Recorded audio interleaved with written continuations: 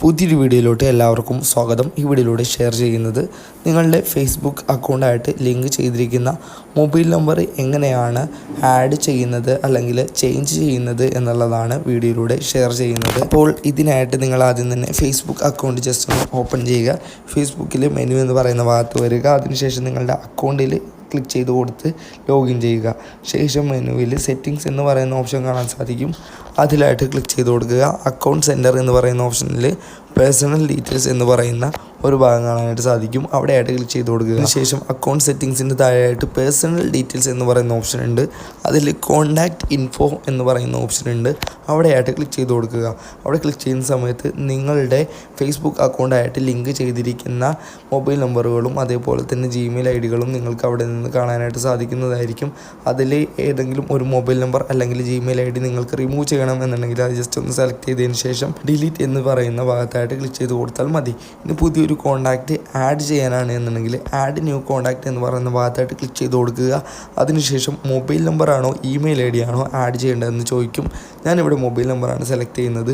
അതിനുശേഷം മൊബൈൽ നമ്പറാണ് എൻ്റർ ചെയ്ത് കൊടുക്കേണ്ടത്. മൊബൈൽ നമ്പർ എൻ്റർ ചെയ്ത ശേഷം choose account for this number എന്നുള്ളതിന് താഴെയായിട്ട് നിങ്ങളുടെ ഏത് അക്കൗണ്ടിലാണ് ഈ മൊബൈൽ നമ്പർ ആഡ് ചെയ്യേണ്ടതെന്ന് ചോദിക്കും. അതിൽ ഏത് ഫേസ്ബുക്ക് അക്കൗണ്ടാണോ അത് ജസ്റ്റ് ഒന്ന് സെലക്ട് ചെയ്തതിന് ശേഷം നെക്സ്റ്റ് എന്ന് പറയുന്ന ഭാഗത്തായിട്ട് ക്ലിക്ക് ചെയ്ത് കൊടുക്കുക.